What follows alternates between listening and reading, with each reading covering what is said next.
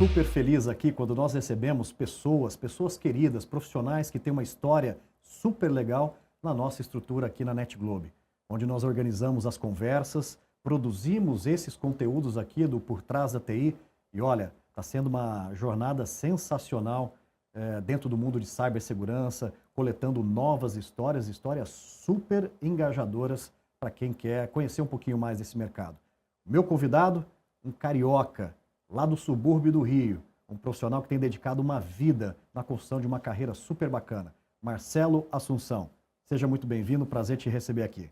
Obrigado, Renato. Eu que agradeço a oportunidade de participar aí com vocês desse projeto aí. Muito legal. Marcelo, a gente adora começar aqui falando da nossa realidade de vida, da onde viemos, qual o contexto de vida, né? Principalmente ali na infância. Você é carioca, conta um pouquinho como foi sua infância. Então, nascido e criado lá no Rio de Janeiro, né? Mudei agora recentemente para São Paulo, mas nos meus 43 anos, 42, passei lá, no subúrbio, né? Então, aquela vida clássica do subúrbio, né? Brincar na rua, coisa que hoje tá difícil da gente ver, mas, né? Aquela infância bem feliz, assim, bem moleque, né? Cara, de brincar na rua, jogar bola, enfim.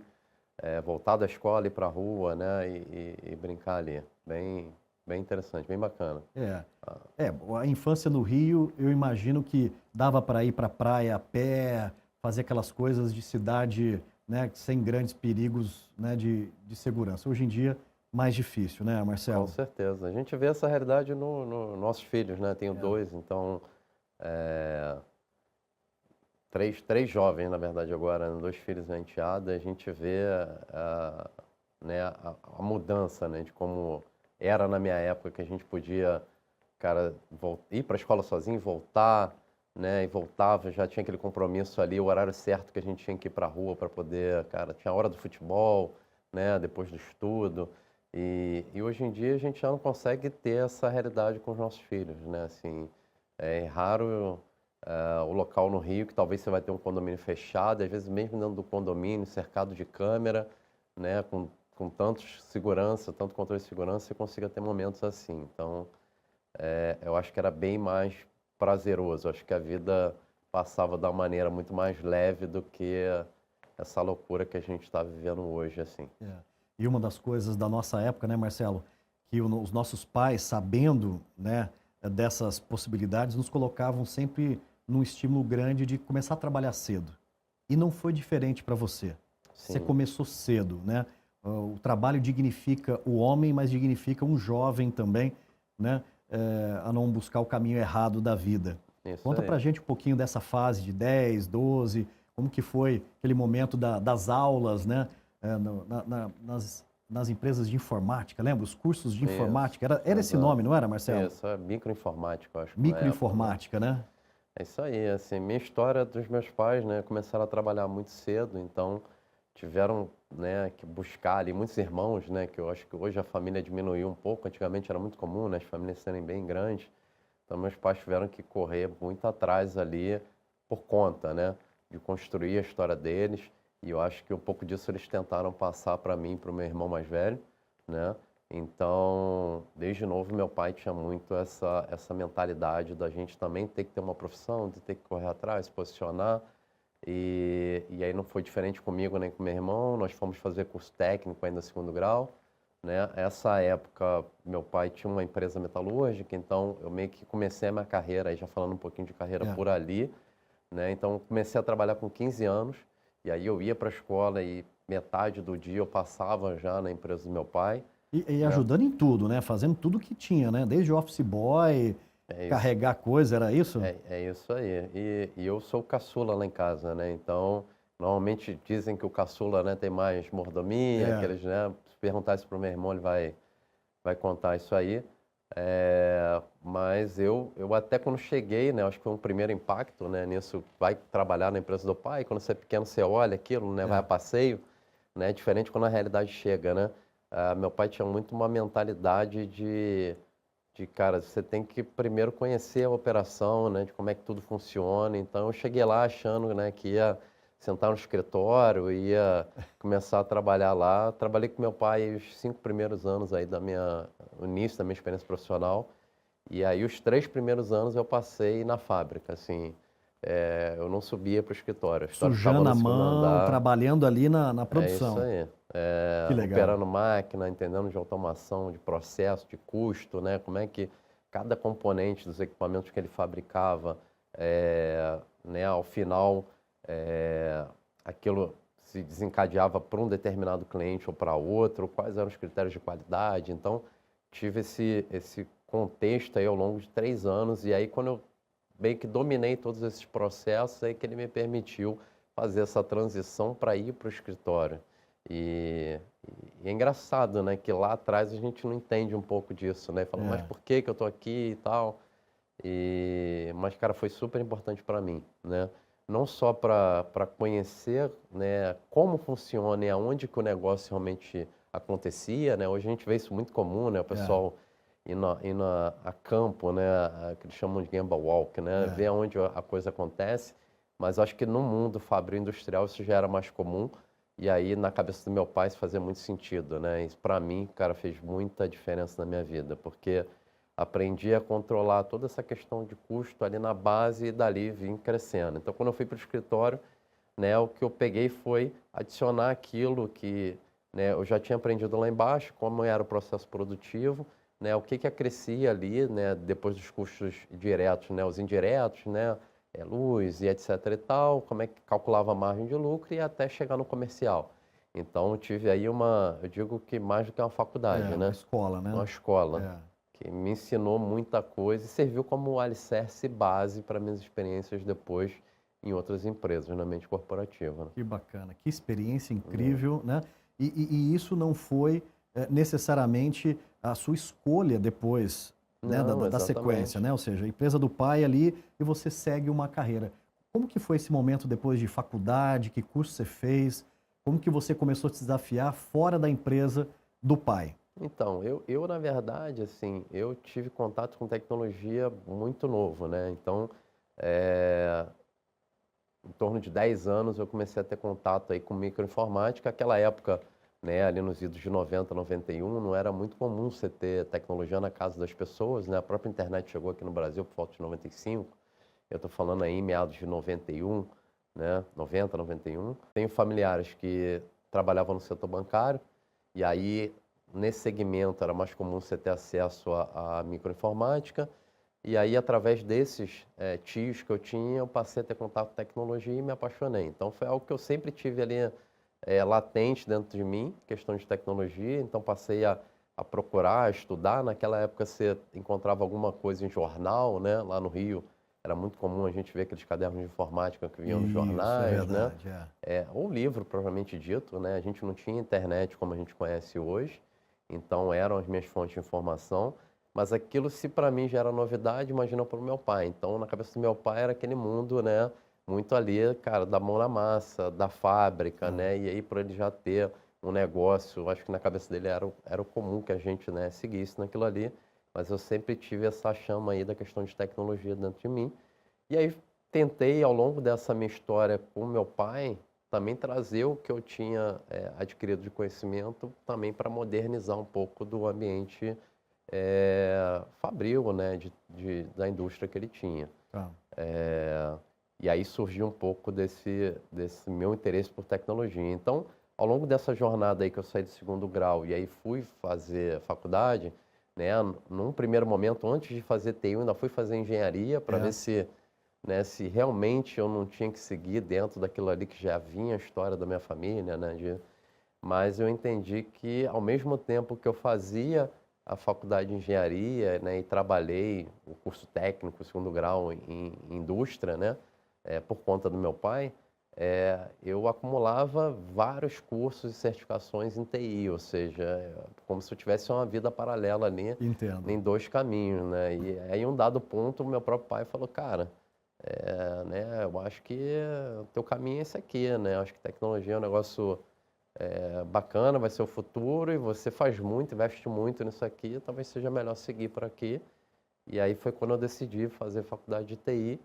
E aí, essa época, eu já tinha feito muito curso ali de Linux, Unix, ambiente de infraestrutura, então me aproximei muito de segurança, parte de firewall, e aí foi quando começou a minha história com segurança da informação lá atrás ainda, com essa parte bem mais técnica de segurança. É importante lembrar, né, Marcelo, que essa época que você está dizendo, talvez do meio de 90 para frente, próximo ali do fatídico bug do milênio, né, aquela coisa toda, era o início das redes, né, das redes LANs, o início das WANs, o início Exato. dos acessos compartilhados, né? Então era um pouco desse caminho. Exato. E como que foi essa trajetória inicial técnica, assim? Você começou como estagiário, começou ali mão na massa, bem mais parte técnica. Como que foi esse trabalho já de construindo uma carreira fora daquele contexto do pai? O tempo que eu fiquei com meu pai, né, e aí a parte que eu fui para o escritório, vamos dizer assim, né, a parte que eu trabalhei na fábrica, tive muito contato com automação, né, que também envolve tecnologia, mas aí principalmente a parte ali que eu estava no escritório, uma das grandes trocas que a gente tinha além do trabalho que eu fazia lá, eu buscava também trazer modernização para ele. Então, uma coisa que eu sempre tive com ele era eu buscava investimento, então eventualmente ele até me patrocinava, como foi o caso de site, né, que hoje é muito comum, naquela época era muito difícil você ter empresas tendo site, então era extremamente difícil, você programava de fato o site, né? Então, ele investia muitas vezes em mim num curso e eu trazia de volta algo em termos de produto para ele, né? Então, eu meio que formei um pouco de experiência nisso e quando eu decidi sair e parar de trabalhar com ele, eu já fui para o mercado já com um pouco de background, um pouco de experiência nisso. Tá? Então, eu passei um tempo ali atuando em algumas consultorias mais para bancos de investimento, para pequenos assets no Rio de Janeiro, né, que abriu um pouco da minha mente ali no termos de mercado financeiro, como é que se montava infraestrutura, né, de bolsa, de negociação, e aonde eu pude entrar muito a fundo técnico aí nas partes aí de cibersegurança, muito voltado a equipamento, porque naquela época cyber era um pouco diferente do que a gente vê hoje, onde a gente tem camadas de governança, estratégia, era muito focado naquelas segurança da informação bem técnica, muito voltado a equipamento, né? Como você falou, as redes o perímetro era muito bem definido, assim, você não tinha acesso remoto, então era uma coisa muito mais controlada, né, do que é hoje, né? Então, era muito foco em equipamento. Então, eu investi muito em treinamento nessa época para entrar nesse mercado e ficar nesse caminho mais técnico. E é um mercado que é apaixonante, né, Marcelo? Quando a gente começa a entrar e entender como que as coisas acontecem, né? Estudar uma camada OSI, depois começar a entender isso na prática e ver as coisas acontecendo, é fantástico. Só que chega um momento, né, que o Marcelo precisa entender que tecnologia é muito legal, mas tecnologia junto com pessoas, para pessoas, é muito mais legal ainda. Quando que é aquele momento que dá um estalo e você fala assim, poxa, eu conheço bem tecnicamente, mas agora eu preciso, né, ou seja, ajudar pessoas a se desenvolver a equipe. Como que foi essa evolução na sua história? Então, eu saí dessa parte bem técnica que eu já trabalhava, né? E em um dado momento da minha carreira, que foi um dos pontos aí um dos pontos de transformação que eu já passei, né? Foi quando eu entrei como consultor numa grande empresa de consultoria, auditoria global, né? E aí isso abriu, né, muito meu horizonte. Eu entrei com a vantagem de ter uma bagagem técnica muito grande, mas em contrapartida tinha muito ainda para desenvolver em termos de soft skill, né? Então, essa empresa ela tinha não só um plano de carreira muito bem definido, mas uma estratégia de formação de profissional, né? Que você entra lá como trainee consultor, vai até a sócio, então ele tem toda uma estrutura onde ele trabalha não só o lado técnico dos consultores que ele tem, mas também a parte de gestão de projetos, liderança de pessoas, relacionamento com o cliente. Fantástico Então, isso para mim né, me complementou enquanto profissional de uma forma absurda, assim. Foi um grande divisor de águas aí para mim na minha carreira. Isso te aproximou muito de pessoas, de processos e de negócios também, né? Sem dúvida. A consultoria te abre possibilidade de conhecer vários tipos de negócio dentro de uma perspectiva muito legal, né? Exato, assim, eram muitos projetos, né? E acaba que num ano você roda muitos projetos E como era uma consultoria muito grande, o nível dos clientes também era muito grande. Então, eu tive a oportunidade de conhecer muito de tecnologia em vários segmentos diferentes, né? Passei em grandes multinacionais aí, no setor financeiro, seguros, mineração, energia, telecom, entretenimento. Então, pude entender várias realidades de negócio diferentes, né? E aí entendendo não só a tecnologia, mas o negócio que estava por trás, que a tecnologia estava sustentando. Então, isso para mim foi muito rico em termos de conhecimento, né? Até para a gente, porque no fundo é experiência, né? Então a gente vai criando associações e mapas ali para você ir carregando aquilo ao longo da tua carreira. Então, para mim, eu tenho esse modelo mental de cara de absorver, então para mim a consultoria foi um mar de coisa ali que eu podia ir absorvendo e foi incrível, assim.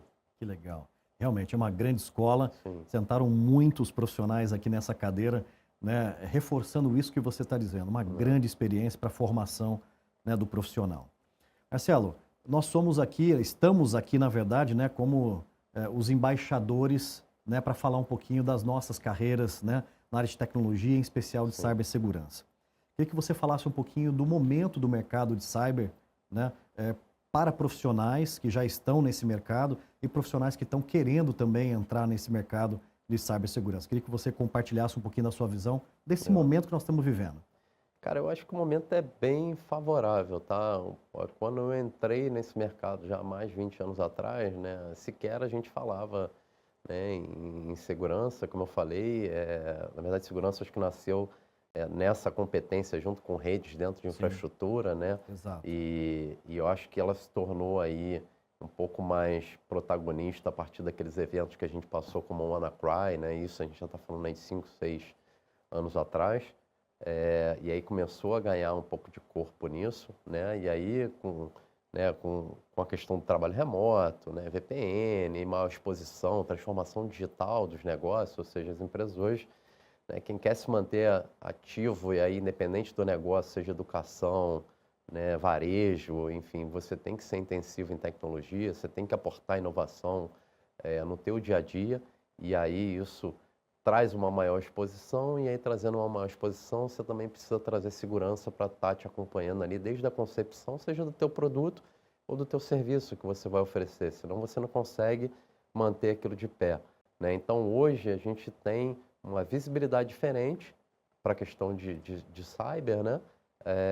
Como habilitador de negócio, vamos dizer assim, né? Super importante no dia a dia. E por conta disso acabou gerando uma demanda muito grande, né? Então, a gente está num momento muito bom. É, o lado não tão bom é que a gente cresceu isso muito rápido no curto espaço de tempo, então a Foi. gente não teve tempo de desenvolver muita gente. Então isso, né? Eu converso muito isso com meus pares aí, o que a gente vê a gente teve aí uma curva forçada, né? De muitos profissionais que antigamente passavam anos para poder galgar posições mais sêniores, né? O mercado, até pela briga por recurso, É, forçou um analista júnior a virar sênior ou especialista num espaço muito curto, sem passar pelo devido amadurecimento. Mas para quem está entrando no mercado, com certeza, altamente positivo, né? Agora, tudo tem uma contrapartida, né?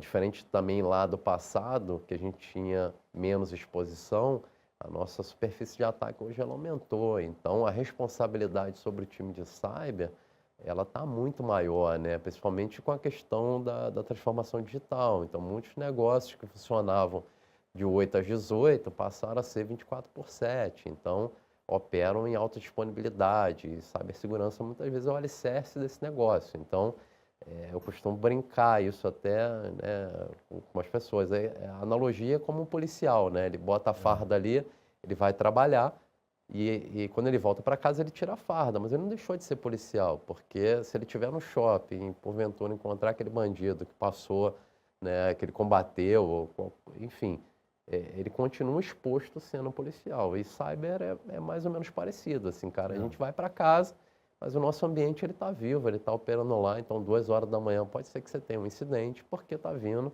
né, uma ameaça de um outro país que está num fuso horário totalmente diferente. Então, por mais que você saia fisicamente do teu local de trabalho, mentalmente é como se você não se desligasse, né? Então você sai de férias, a tua cabeça fica lá. E esse é um dos pontos, eu acho que tem sido pauta aí de muitos eventos, né? Que é a questão do burnout, de como é que isso está afetando a saúde mental dos profissionais. Então, os jovens, né, que querem entrar nisso hoje, né, tem que entender que é uma carreira que você precisa se atualizar constantemente, né? Né, o atacante, o criminoso, ele está sempre um passo à frente ali em termos de exploração. Isso hoje já virou um mercado altamente rentável, né, altamente profissional.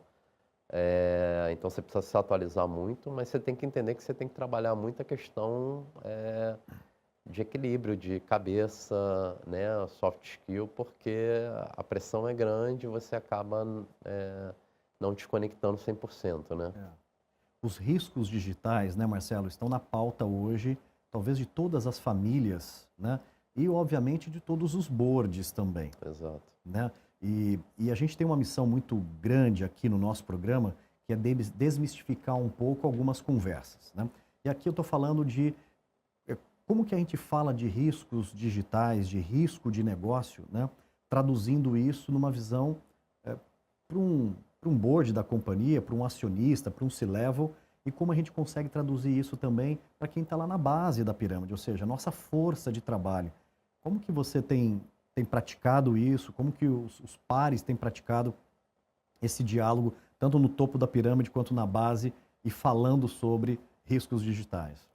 Essa é uma grande questão, né? A gente que está mais tempo aqui na carreira de cyber é aquele negócio que o pessoal deixava ali no cantinho da sala, né? Não mexia muito, parecia que todo mundo olhava e falava, cyber, que negócio de hacker, né?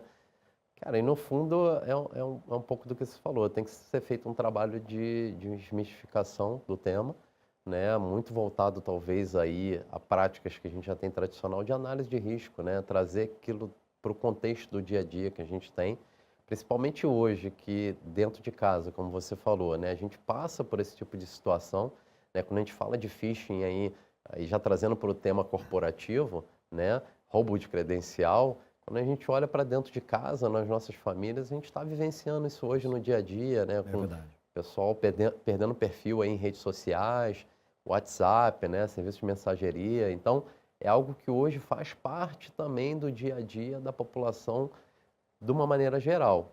O que muitas vezes é preciso para o profissional ou para a liderança que está ali de cibersegurança é como é que ele conecta esse ponto, ele mostra, ele traduz aquilo para o público que você tem, né? Então, da mesma forma que a gente tinha uma mensagem antigamente de que, cara, a gente precisava estar inviolável, ou seja, a gente, né, vamos ou não vamos ser atacados, estamos 100%, né? Quem já não escutou isso, né? Quão seguro a gente está, né? É 1 a 0, é 0 a 100? Não, cara, não tem isso, né? Em algum momento a gente vai passar por isso, é uma questão de quando, né? É uma questão mais de si. A questão toda é como é que a gente se prepara para caso esse evento aconteça, que faz parte, né, do mundo corporativo, dentro dessa jornada que as empresas estão enfrentando, como é que a gente responde isso da melhor maneira, com o menor impacto possível. E isso é o que acontece no dia a dia com a gente quando a gente sai à rua, né? A gente toma a decisão de ir ao shopping de carro, de ônibus, a pé, né, portando o celular, carteira, dinheiro. A gente toma esse tipo de decisão a todo momento na nossa vida, né? Eu acho que o que falta é a gente criar essas analogias e linkar um pouco isso. Você trouxe um tema que eu queria explorar melhor aqui, que é, na verdade, a aceleração muito abrupta para construir uma carreira nesse momento. Então, você trouxe aqui a importância da gente cumprir com algumas etapas, fundamentar cada uma das escadas ali de uma jornada. Quando foi aquele momento para você, né, que de fato você começou a não só ser um especialista de cyber, mas ser esse grande porta-voz, né, da cibersegurança, trabalhando, né, essa questão da conscientização? Que você falasse um pouquinho da sua jornada quando começou a ficar com esse grande propósito mais vivo. Então, eu acho que diferente, né, do pessoal provavelmente mais novo que vai estar assistindo a gente agora, eu comecei a construir essa minha carreira lá atrás, né? Então, eu vim naquele modelo ainda tradicional, fiquei bastante tempo como analista, depois passei a ser líder de equipe, né? Depois passei a ser gestor, né, de equipes, e aí estruturar áreas de segurança. Então, passei por todo um processo formal, dando o devido tempo, aprendendo e errando, né? É. E aprendo a cada dia, né? Um dos outros pontos muito marcantes aí na minha trajetória aconteceu há poucos anos atrás, né? Com 3 semanas de empresa, cara, numa grande empresa brasileira aqui, maior no segmento dela, sofremos um incidente grave com o ransomware. Já, já tinha mais de 17 anos de experiência em segurança da informação, já tinha passado por eventos de ransomware, mas coisas bem isoladas, a nível de pasta e tal. Não nessa magnitude, né? Numa manhã, numa quarta-feira, a empresa inteira parada, totalmente indisponível, 15 mil colaboradores chegando para trabalhar, não tendo acesso aos recursos, mais de 100 sites espalhados no Brasil inteiro. Então, você imagina o que não foi vivenciar isso tudo. E eu já era um profissional bem maduro, né? E para mim foi um grande aprendizado, né? E aprendi muito nesse né? É o que o pessoal fala, né? O treino é treino, o jogo é jogo, né? Então, eu acho que o treino te ajuda muito para, na hora da situação, você ter mais segurança e pensar e botar um pouco a bola no chão para poder ter aquela visão do campo e saber para onde você vai, né? Então, eu acho que isso hoje está sendo um pouco prejudicial dentro desse processo de crescimento abrupto, tá? Porque, como eu falei, a gente está cada vez mais dependente aí de tecnologia e de inovação, então as empresas estão consumindo muito isso e não consumindo mais somente através da TI, né? Principalmente aí com cloud, com toda a oferta que a gente tem de serviço em nuvem.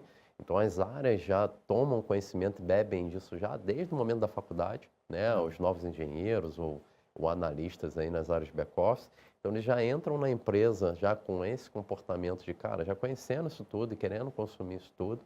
Então, a cibersegurança, ela ganhou um papel de relevância muito grande como habilitador desses negócios, ou seja, como é que eu entendo para onde o meu negócio quer ir, e já não é mais uma segurança dizer sim ou não, não vai fazer, porque se a gente não for, o negócio morre. Então, é como é que eu habilito aquilo a acontecer da maneira mais segura possível. Só que a gente tem uma camada de profissional que muitos são muito técnicos, mas eventualmente não tiveram ainda aquele tempo de amadurecimento, de ganho de maturidade, para poder justamente lidar com eventos adversos, né? Que é quando a gente passa por um evento desse, né? Quando a gente passa por um evento desse, boa parte do que você vai desempenhar ali não é mais necessariamente conhecimento técnico, porque você já está em terra arrasada, né? Basicamente, ali, muito do que vai ser necessário é comportamental, né? Jogo de cintura, enfim, a maturidade, para você botar a bola no chão e saber organizar o time, trabalhar e dividir esforços. Então, cada vez mais as empresas estão necessitando da cibersegurança, ela está sendo um alicerce, e aí a questão quão forte está sendo esse alicerce que a gente está provendo para as empresas, né? Ou seja, né, pensando que a base de uma estrutura de um prédio, né, não adianta você construir algo belo para cima se a base ela não for muito sólida, muito firme. Tá? E aí, assim, é o que a gente tem para hoje, né? A gente também não tem muito profissional no mercado para poder fazer isso. Então, as empresas também não estão podendo escolher muito. A gente está, como a gente diz, trocando a peça com o avião voando, e acredito que daqui a alguns anos a gente vai encontrar aí um ponto de equilíbrio para isso tudo. Tá aí. Muito legal, Marcelo, poder olhar nos detalhes aqui o que é de fato, né, uma carreira, uma vida em cibersegurança, né? É muito bacana, tem muito propósito, mas tem momentos que a gente precisa trabalhar muito a resiliência, né, muito essa maturidade que você tanto falou aqui. É isso, né? Ou seja, no dia de hoje é isso que a gente tem para entregar, né, numa carreira excepcional. E a gente sabe, né, Marcelo, que construir uma carreira a gente constrói com pessoas. E esse é um momento super importante na nossa entrevista, que a gente agradece algumas pessoas, relembra de algumas pessoas que para você é fundamental, né, na sua vida. Você comentou do seu pai, né, comentou um pouco da família, mas queria que deixasse aqui uma abertura para você fazer alguns agradecimentos, talvez a pessoas são fundamentais na sua jornada.